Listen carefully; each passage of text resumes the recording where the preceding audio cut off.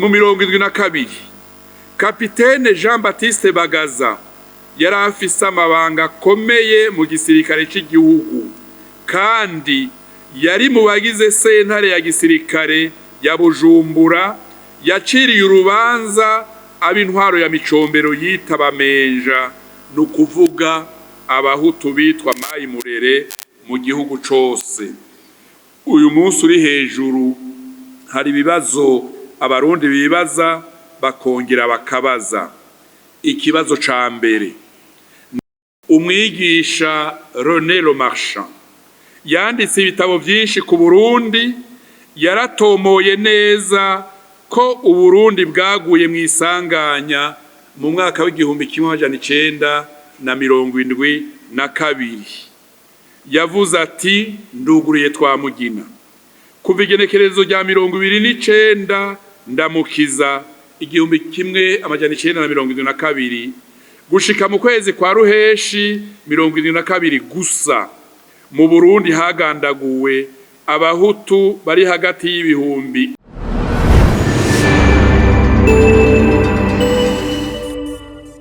Uno munsi uri hejuru ndi n'iteka ryo gushikiriza ku izina ry'umugwi ujejwe gutohoza ukuri no kunwanisha abarundi severe icegeranyo c'ivyaranguwe mu mwaka wa 2024 no 2025.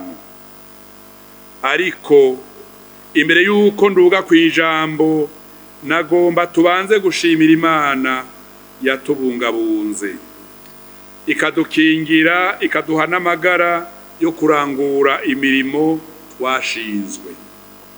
Iyo Mana rero turayikuriye ubwatsi, nico gituma ndabinginze mwese mu cubahiro canyu mumfashe tuyikomera amashi. Turashimiye kandi abarongoye inzego z'igihugu kuko batwizigiye bakadushinga amabanga yo gutohoza ukuri no kunwanisha abarundi.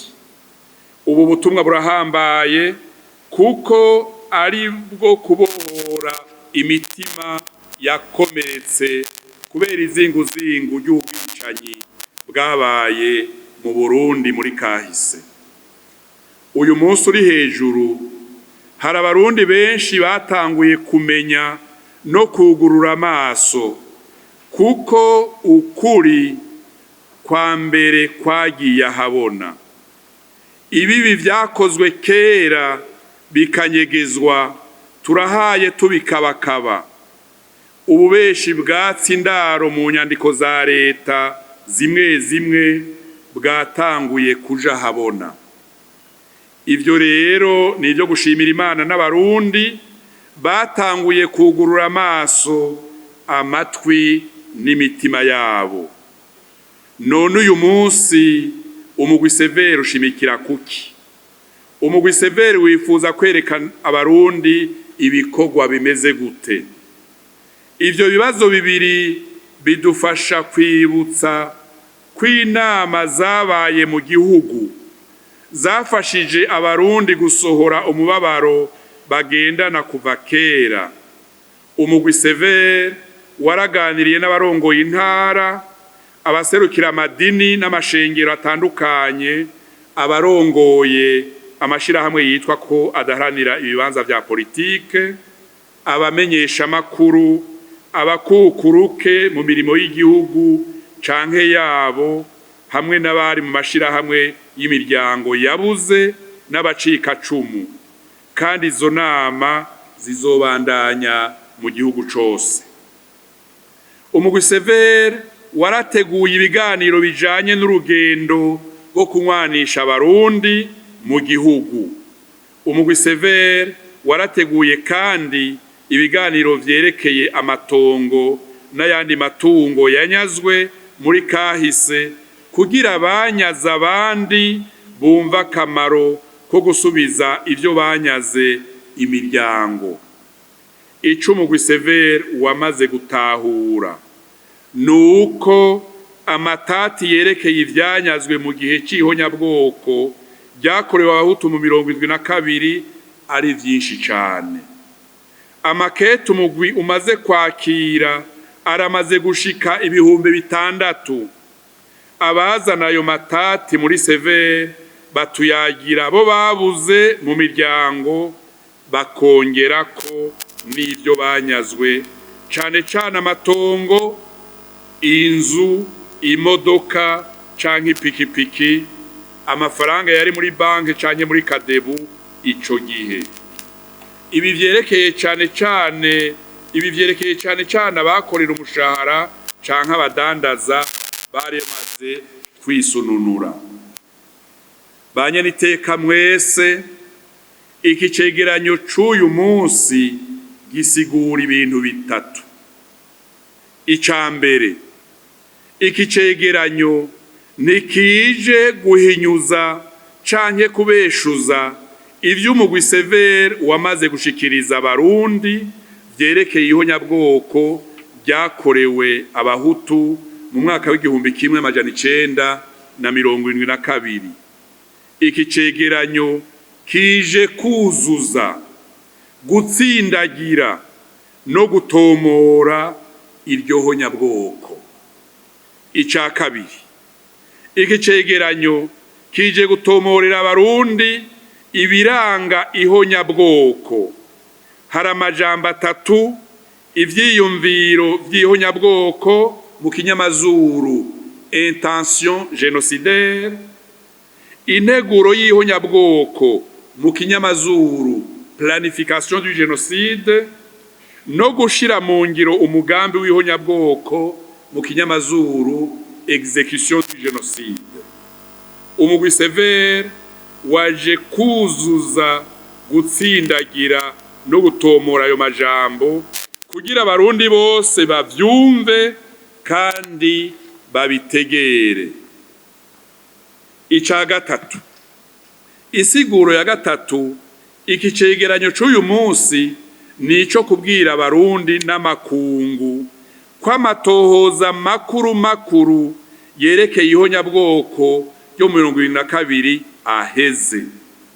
Ibyo severe izoronka mu nyuma ntibizosaba icegeranyo gishikirizwa inama nshingamateka n'inama nkenguzamateka. Aha rero abarundi batwumve neza, ivy'umugwi severe washoboye kwegeranya vyose bigiye gukenegwa n'izindi nzego zirongoye igihugu. Gutyo rero severe ibandanye ubundi butumwa bwerekeye iyindi myaka.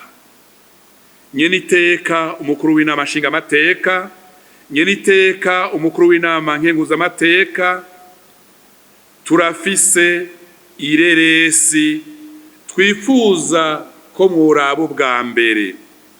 Iryo reresi turiherako ritwinjize mu rugendo rwa kahise katoroshe Uburundi bwaciyemwo. Iryo reresi abahinga nimba banyumva bagereke aba batowe n'abene gihugu, twinjire mu rugendo, hanyuma ijambo nateguye rize gukurikira kubera mwiboneye abarundi bavuga ico twita audition, abarundi bavuga ico bita témoignage, hanyuma murabe n'impapuro twaronse ziriko imikono z'abari barongoye igihugu muri ico gihe. Murakoze.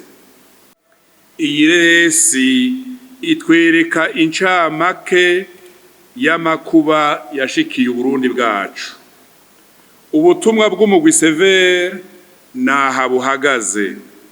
Buhagaze kukuri kuraba bagandaguwe, ukuri kw'abishe abandi, ukuri kw'abanyazwe n'abanyaza abandi. Ukuri kugiye ahabona ni ugukora twese ivyiza kugira igihugu kibohoke. Bamwe bati mbega tuzomenya ryari amazina y'abaduhekuye abacu? Bati uwatwara Uburundi turazi izina ryiwe. Bati none yakoze ihonyabwoko wenyene? Niwe yateguye ihonyabwoko wenyene? Abandi bati kunwana vyari vyiza cane, bati haragahaze, hari umuntu yobura biwe akanyagwa ivyiwe, hanyuma bikoroha ko yumvikana n'uwamunyaze itongo, uwamunyaze inzu i Bujumbura, i Gitega, i Muyinga, i Ngozi canke ahandi hose mu gihugu.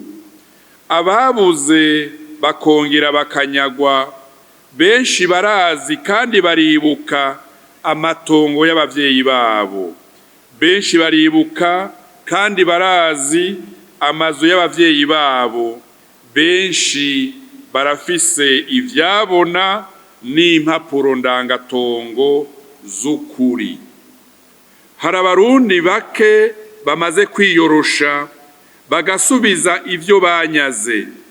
Abamaze kubishobora babicishije mu biganiro by'umwumvikano twita mu kinyamazuru arrangement à l'amiable. Bamwe bashimye gusubiza itongo canke inzu, abandi bashimye gutanga amafaranga ku muryango wari waranyazwe inzu canke itongo. Nk'uko mwavyumvise banyakubahwa, umugwi Severe waratanguye amatohoza ajanye n'amatati y'amatongo n'ayandi matungo mu ntara zose z'igihugu. Nk'uko mwavyumvise kandi, umugwi Severe waramenyesheje abawituye ingingo za mbere wafashe zijanye n'amatati y'amatongo n'ayandi matungo.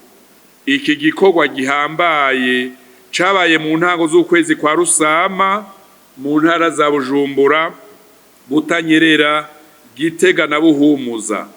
Mu mayinga ari imbere hazosohoka izindi ngingo, kuko umugwi Severe n'uyu musi uri ku kivi gihambaye cerekeye amatati y'amatongo n'ayandi matungo. Ico twobwira abarundi na mwebwe mwatowe n'abanyagihugu, nuko akazi ari kenshi cane, rimwe na rimwe kakadindizwa n'ababeshi, ivyabona vy'ibinyoma, impapuro ndangatongo za magendo, n'abarundi bamwe batinya kuba ivyabona vy'ukuri. Uyu munsi uri hejuru rero, umugwi Severe wifuza kwibutsa inzego n'abarundi bose ko ibikomere vyo ku mutima ari vyinshi mu bantu. Agahinda n'amaganya vyatewe n'izinguzingu ry'ubwicanyi biraremereye cane imiryango itari mike. Nico gituma kuvura imitima y'abarundi bihera ubwa mbere ku kumenya ukuri. Amatohoza y'umugwi Severe yarerekanye ko twahereye ku mwaka w'1885 gushika ku mwaka w'1972. Umwaka w'1885 ni imyaka y'umuzo w'abazungu mu Burundi. Uyu munsi tugeze mu mwaka w'1972, umwaka wazingamitse igihugu, kuko indongozi zagandaguye igice c'abarundi zari zishinzwe gukingira. Iyo tuvuze 1972 muratwumva neza.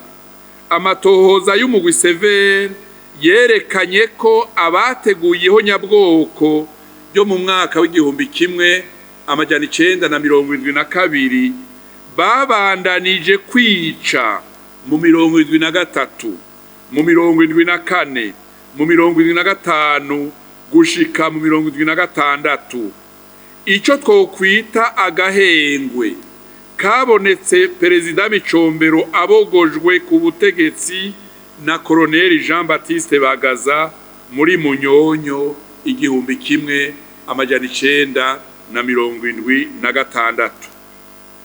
Mu 1972 Kapitene Jean Baptiste Bagaza yari afise amabanga akomeye mu gisirikare cy'igihugu, kandi yari mu bagize sentare ya gisirikare ya Bujumbura, yaciriye urubanza ab'intwaro ya Micombero yita Bamenja, ni ukuvuga abahutu bitwa Mayi Murere mu gihugu cose.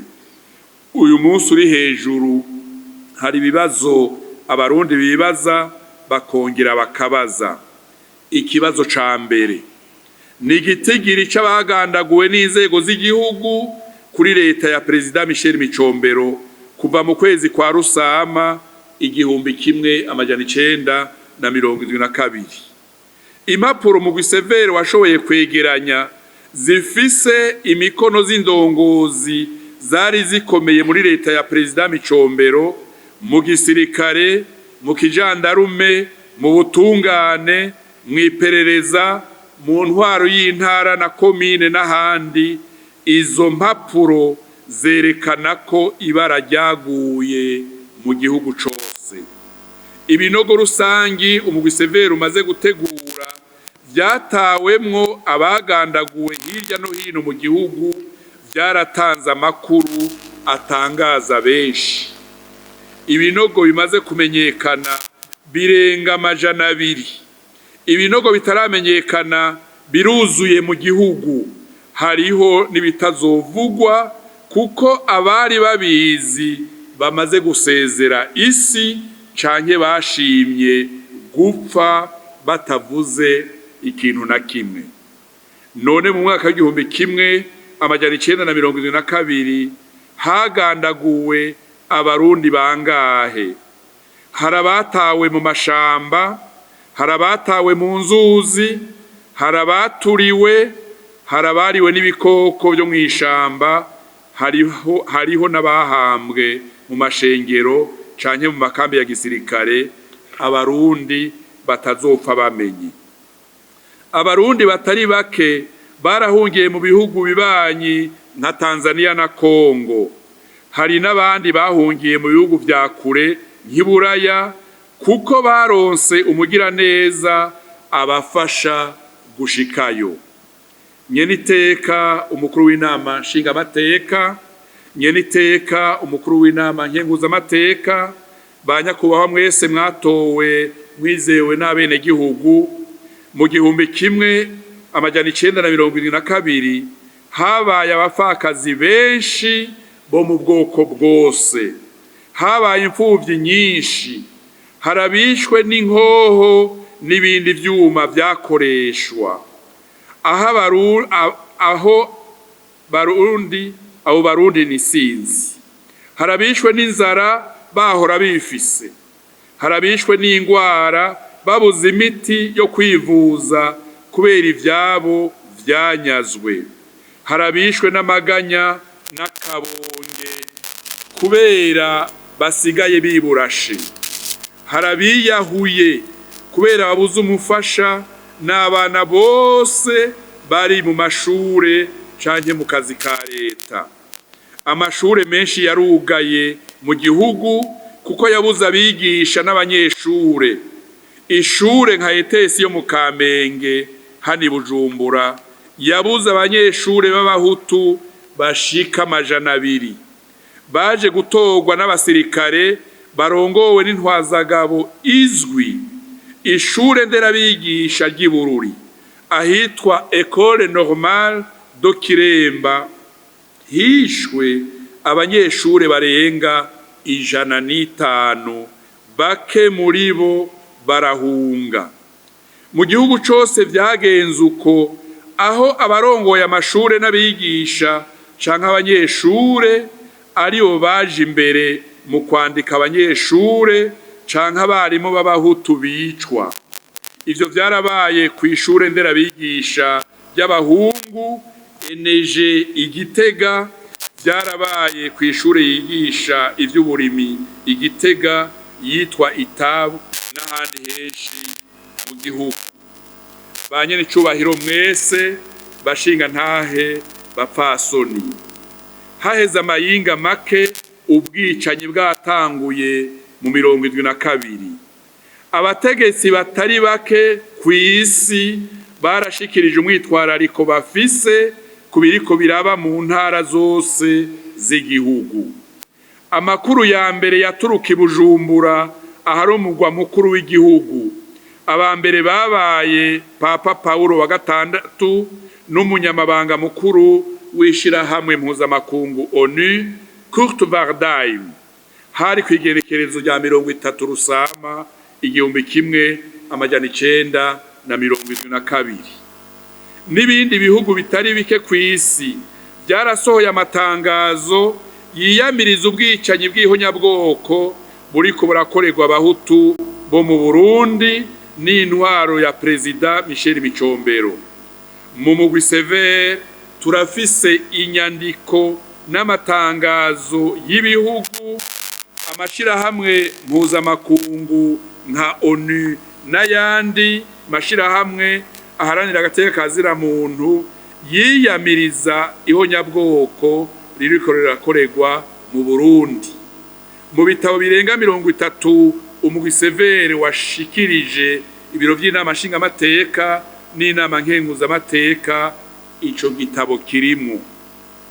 Amakungu yamenye kare ko hari ntonde mu gihugu cose zerekeye abahutu bahagarikwa kandi bagaca bicwa n'inzego za gisirikare, ikijandarume, igipolisi, abacamanza ba parke, abarongoye intwaro mu ntara, muri arrondissement, mu makomine, hamwe n'abari barongoye iperereza ico gihe. Umunyamabanga mukuru wa ONU Kurt Waldheim yararungitse mu Burundi intumwa kw'igenekerezo rya 22 Ruheshi 1972. Izo ntumwa za ONU zari zirongowe n'uwitwa Isufu Saidou Germakoy, ari kumwe n'abagenzi we Maker Kwasi Pedanu n'umuzungu yitwa Homer Hernberg. Abo bose bari abakozi ba ONU baje gutohoza amabi ariko arakorerwa abarundi.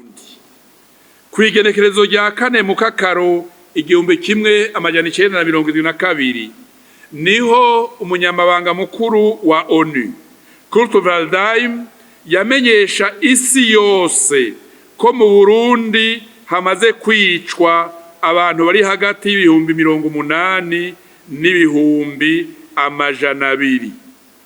Kurt Waldheim yongeye abwira amakungu ko abamaze guti ngo zabo bagahunga barenga ibihumbi 500. Ivyo yabivugiye i Geneve muri Suisse imbere y'amenyesha makuru bava mu mihingo yose y'isi. Banyeniteka mwese, banyakubahwa bashinga amateka, banyakubahwa bakenguza amateka. Abaserukira ibihugu byabo mu Burundi ico gihe barateye akamo amakungu, bongera baramenyesha ibihugu byabo akaga gashikiye Burundi kuva kwigenekerezo rya 29 Ndamukiza 1972, aho leta y'u Burundi yose yabogozwa na Perezida Michel Micombero. Bukeye umukuru w'igihugu Micombero acagena abasirikare 8 barongora intara zose z'u Burundi. Mu bahora muri leta uwagumye mu mabanga adasanzwe yabaye Simbananiye Artemo wenyene. Simbananiye Artemo yahawe ububasha budasanzwe bwo kuzunguruka isi asigura ko ibiriko biraba mu Burundi atari ihonyabwoko. Simbananiye Artemo yamenyesha amakungu ko arabagwanyi b'abahutu bitwa Mai Murere n'abacangero b'abanyamahanga, hanyuma leta irivuna. Abo bahutu bagandagurwa mu gihugu cose nibo leta ya Micombero yitabameja, udukoko, uburindima n'ayandi mazina mabi ahindura umuntu kugira yicwe yitwa gakoko ko mwishamba. Abahinga mu vyerekeye ihonyabwoko bavyita mu kinyamazuru animalisation de la personne humaine canke chosification de l'être humain. mu kwezi kwa Mukakaro 72 umunyamabanga mukuru wa ONU Kurt Waldheim yararungitse mu Burundi umugwi wa kabiri ugizwe n'abahinga babiri, umwe yitwa Stanislas n'umunyafrika yitwa Eugene Adobori Kofi. Hari kwigenekerezo rya 31 Mukakaro mu 72 abo bahinga babiri bari barungiswe gusuzuma ibintu bikenewe vyihuta byo gufasha indembe abarundi basanzaye mu gihugu n'impunzi zashoboye kunyaga amagara bagashika mu bihugu bibanyi nka Tanzania na Kongo. Uwo mugwi warungiswe na ONU ntiworohewe na gato kuko abegereye Perezida Micombero ntibifuza imfashanyo yohabwa bahungiye mu gihugu hagati canke mu bihugu bibanyi. Banye niteka mwese ivyabaye mu Burundi kuva kwigenekerezo rya 29 ndamukiza 72 bisiga ubwenge. Nico gikomere ca mbere kidasanzwe Uburundi bukwiye kuvura, kuko abahutu bafatwa bose bahagarikwa ataco binona, kuko atakibi na kimwe biyotsa.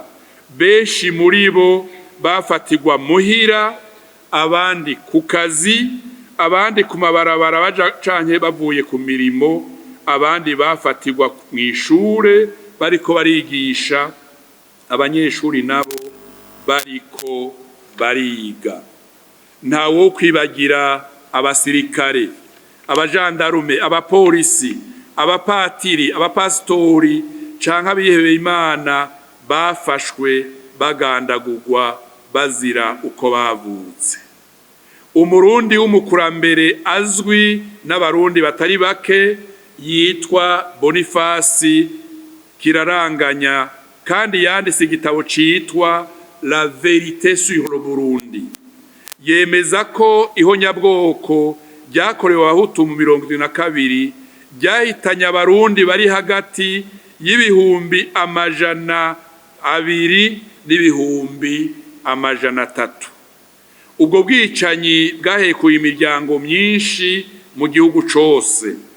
Abamenyeshamakuru baranditse, benshi binjira mu Burundi bigoranye. Abihebeye Imana bakora mu Burundi baranditse. Abigisha b'abazungu bakora i Bujumbura no hagati mu gihugu baranditse. Benshi baciye birukanwa kuko bamenyesheje amakungu ibiriko birakogwa n'inzego z'igihugu kirongowe na Perezida Michel Micombero. Umugwi Severe wararonse igitabo c'abashoboye kumenyekana bagandaguwe bakora mu gisata c'indero. Ico gitabo kirimwo n'abigisha b'abanyamahanga bari bafise ubutumwa mu gisata c'indero, baciye birukanwa mu Burundi baca barataha iwabo. Banye niteka mwese, banyakubahwa mwese mwatowe n'abanyagihugu, umwigisha René Lomarchand yanditse ibitabo vyinshi ku Burundi. Yaratomoye neza ko Uburundi bwaguye mu isanganya mu mwaka w'igihumbi 1972. Yavuze ati, nduguruye Twamugina kuva igenekerezo rya 29 ndamukiza 1972 gushika mu kwezi kwa Ruheshi 72 gusa, mu Burundi hagandaguwe abahutu bari hagati y'ibihumbi 100 n'ibihumbi 200. Abo bose ngo bicwa n'igisirikare cy'igihugu n'ugwaruka rw'umugambwe JRR rwari rwegamiye umugambwe UPRONA. René Lomarchand nk'umwanditsi w'umuhinga yarongeyemwo ibintu bitatu bihambaye.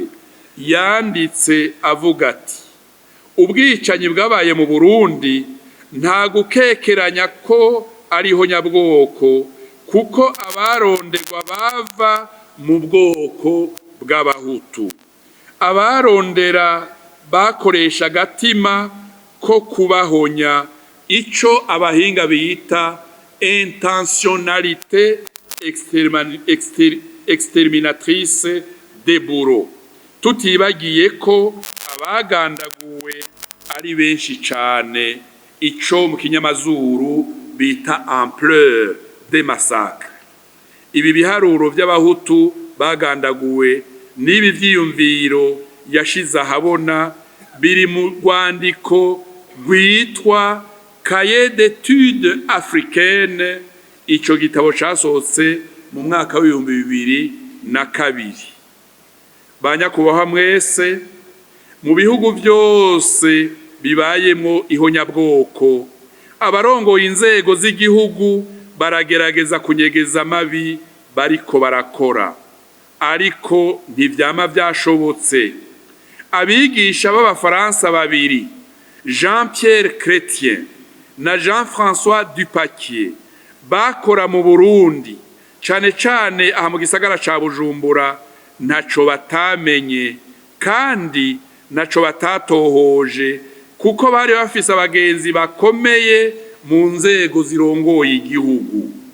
Bari bafise amazina y'abigisha n'abanyeshure babo bagandaguwe cane cane kuri ENS, École Normale Supérieure, no muri kaminuza y'u Burundi, ico gihe yitwa UOB, Université Officielle du Burundi. Abo bigisha Jean-Pierre Chrétien na Jean-François Dupaquier barariye umutima menyo, barasohora igitabo bise Burundi 1972 au bord des génocides. Muri ico gitabo baributsa ingene abahutu bafatwa ku murango hanyuma bakagandagurwa ku mugoroba. Umugambi wo guhagarika abantu hirya no hino mu gihugu ngo watanguye gukomera igenekerezo rya 5 Rusama 1972. Mu kazi ka leta, mu mashirahamwe, mu mashure hose warashitseyo. Mu gihugu hagati hose abahutu barahagaritswe, baragandagurwa.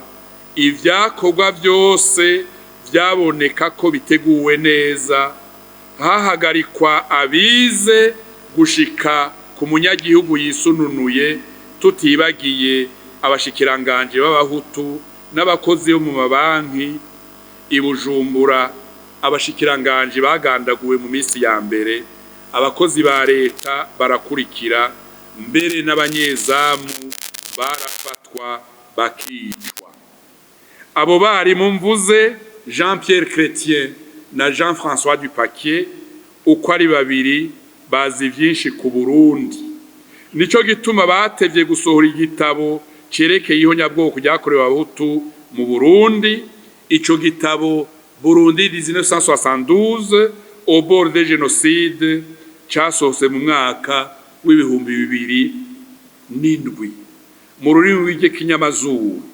Nashimye ko mwiyumvira ingene bavyanditse, bavuga bati, nduguruye Twamugina: le système des races suivi de l'extermination le soir même est planifié depuis le 5 mai 1972 dans les administrations ou entreprises de Bujumbura et dans les établissements d'enseignement. Ce système gagne de proche en proche l'intérieur du pays. S'il n'y a pas à notre connaissance d'instructions écrites, tout se passe comme si une main invisible dirigeait partout, de la même façon méthodique et vigilante.